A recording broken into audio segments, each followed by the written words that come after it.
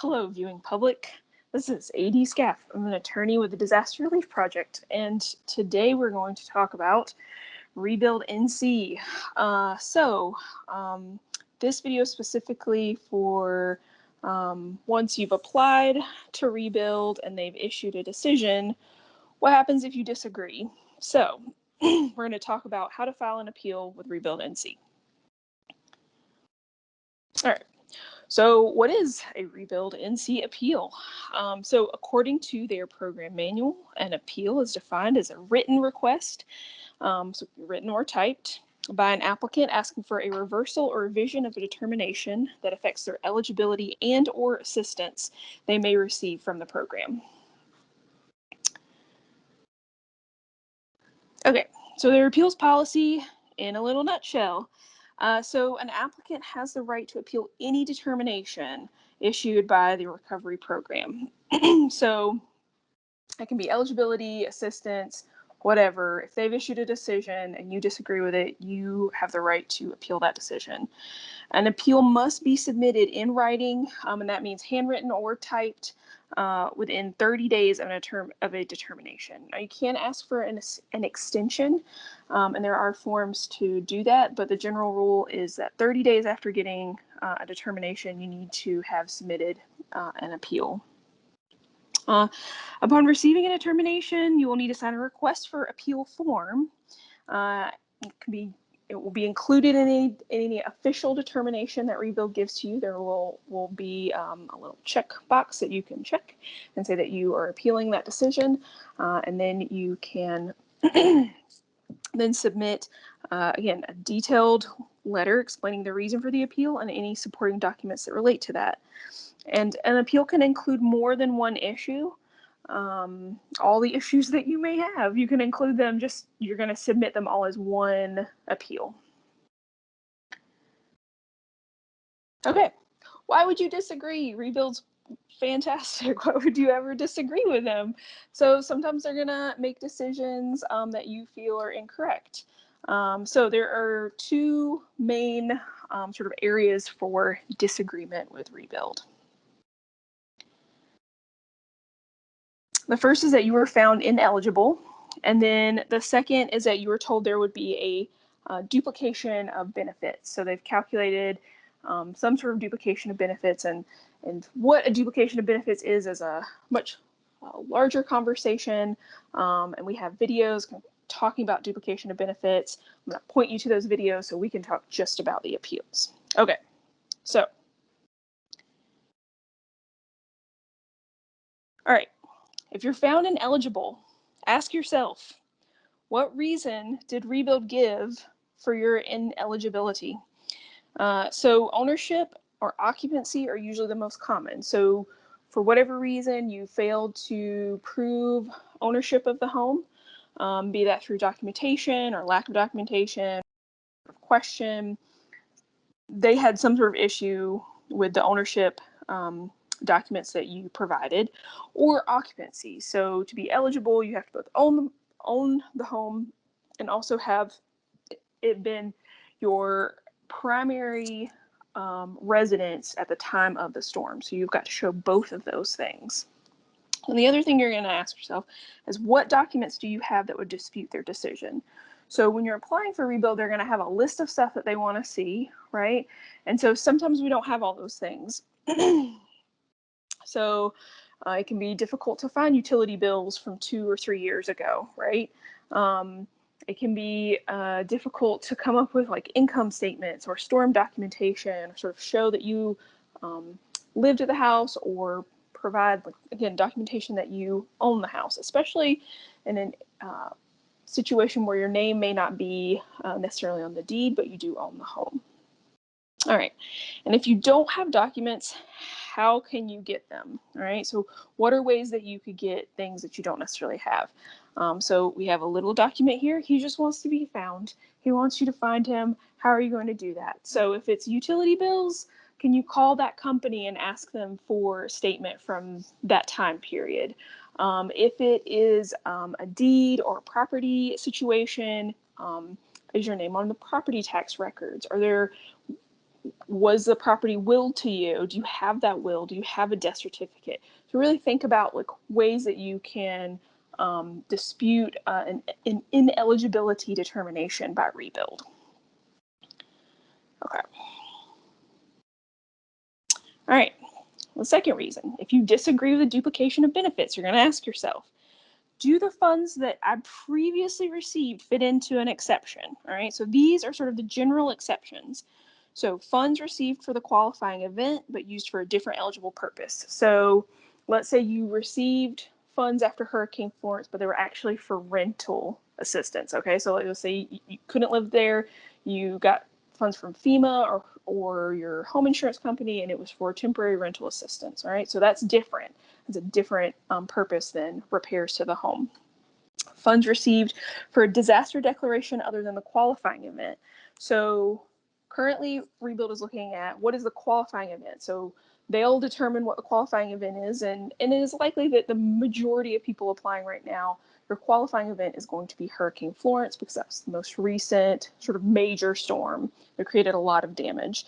So if you received funds for, say, Matthew or Floyd, or I don't know, maybe there was like an Irene, I can't remember all the names, but let's say it's a different one, then those funds should not be counted if Hurricane Florence is your qualifying event. All right, funds not available to the applicant. So these are funds where you had no control over them. So sort of the big example is, let's say you have a mortgage on your home and you have an insurance policy, and the insurance policy pays out because their home is uninhabitable. So it's a total loss. But there is a clause in your mortgage that says that the mortgage company can decide to sort of pay off your remaining mortgage amount, whether you like it or not, with any insurance payout, right? So then that money is not within your control. And if that's the case, then you're going to find those documents and provide them to ReBuild so that they understand that this money was not in your control. Other types of funds that might not be in your control, let's talk about like charitable assistance. So let's say a charitable organization comes through and says, we're gonna fix this thing, this thing, this thing, and that's not all of the repairs that you need, but they're gonna do a few things. And so that money is not technically in your control, right? You can't go and decide what you're going to do because that organization is coming through and saying, here's what we're going to fix. So again, you're going to want to have documentation for that, provide that to ReBuild.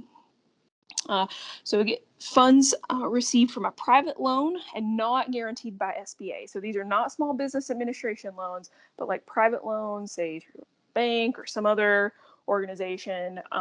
If you've got a private loan, it's not guaranteed by SBA, then it is not a duplication of benefits. And then assets or a line of credit available to the applicant. This is one we don't see like super common, but let's say you've got assets that are assisting, or a line of credit that is helping you or did help you get repairs, that's not going to be a duplication benefits. And then the most common are funds that were received for repairs. Okay, so it's been a while since Florence happened, and so let's say you got some FEMA money for repairs, and then you used that money to repair your home. So if you received funds for repairs and then you used them towards repairs, then that money should not be counted towards your duplication of benefits. Okay. All right. Also, if you disagree with the duplication of benefits, more questions you're going to ask yourself. Again, what documents do you have that would dispute this decision? All right. So, do you have receipts? Do you have a contract? Do you have photos? Do you have mortgage statements? Do you have any sort of statement for the value or the work that was done by a charitable organization? You want to gather those things together. And then, if you don't have those documents, how can you get them? Can you contact that organization? Can you call your bank? Can you get a copy of that mortgage statement or that home insurance statement? Can you talk with somebody that may have done repairs? Not just because you're getting repairs. Repairs don't have to be done by a licensed contractor, right? You are, the decider of who does those repairs. You're going to vet people and decide And so you still just need something written that they did this and how much it cost, whether that be receipts from Lowe's, handwritten receipts, whatever it is. What do you got, and how, you know, if you don't have it, how can you get it?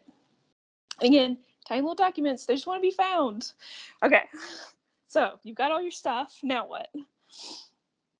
All right, it's time to write your appeal. Okay, so the appeal can be handwritten or typed. Um,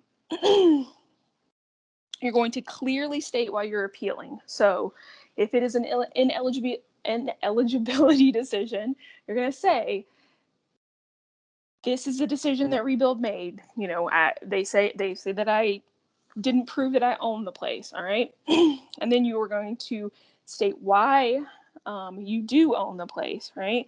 And you are going to explain that fully, and then also explain and describe the supporting documents you're including. Okay, so why do you disagree, right? What's the decision they made? Why do you disagree with it? And then what sort of supporting documents are you including? All right, and the very most important thing is that you are going to save a copy for yourself. Just because you're sending it to ReBuild, that, you know, save it. If you've got receipts, if you've got contracts, if you've got anything that you're sending to them, make a copy for yourself, just in case, right? Accidents happen, mistakes happen, and let's say a ReBuild case manager or the appeals department somehow loses your stuff, right? Especially when we're talking about receipts, where it can be really difficult to get copies of those once you have them. Make a copy, keep it for yourself, okay? All right. Now, you've written it, you've submitted it, you have a copy for yourself. Now what? All right. So ReBuild NC is supposed to acknowledge that they've received the appeal within 15 days. So if you've provided them with an email address, usually you're going to get an email that states that they've received this appeal. If you're only working through mail, they'll send you a letter in the mail stating that they've gotten it. They may ask for more information, okay? So let's say you've submitted some things and the appeals department would like additional documents. They may send you a letter or an email saying, hey, we've gotten all these things, but can you get this, this, and this, all right? If you're able to get it, great. If you're not, you know, be upfront with them and say, like, why you can't get that and what's going on. And then in most cases, and I would say, you know, full disclosure, let's take this with a grain of salt, that in most cases a decision is going to be issued within 30 days. And that has a big caveat of the appeals team has received all the documentation that they need. They're saying that they can make a decision within 30 days. It is very possible that it could take longer than 30 days. It is also very important when you're making a copy of the appeal that you send in and keeping it for yourself, that you note the date that you sent that in so that you can also keep track of how long it's been under consideration, okay? Now, let's say you get a decision and you disagree, right? They still didn't agree with you. You have another level of appeal. So you have the ability to appeal that decision a second time, all right? And the process is essentially exactly the same, but it goes to a different team, a second level appeals team. And once that second level appeal decision is made, that decision is final. There's no more appeals left after that. All right, so if any of this, you know, you're working through this, let's say you've already submitted an appeal or you're thinking about it or you've just gotten a decision, you know, and you feel like it's a lot or you're not quite sure, please, please, please give us a call. We have a whole disaster relief team. This is what we do. We do lots of other stuff too, but this is what we do. And we can help. We can look through these things. If you've already submitted an appeal and you've got new information or you're feeling uncertain, you know, you can still contact us. We can look at what you've already submitted and see if supporting documentation, you know, needs to be sent in as a supplement to that appeal. If you've already gotten a decision or you're waiting on a decision, again, please, please give us a call if you need us.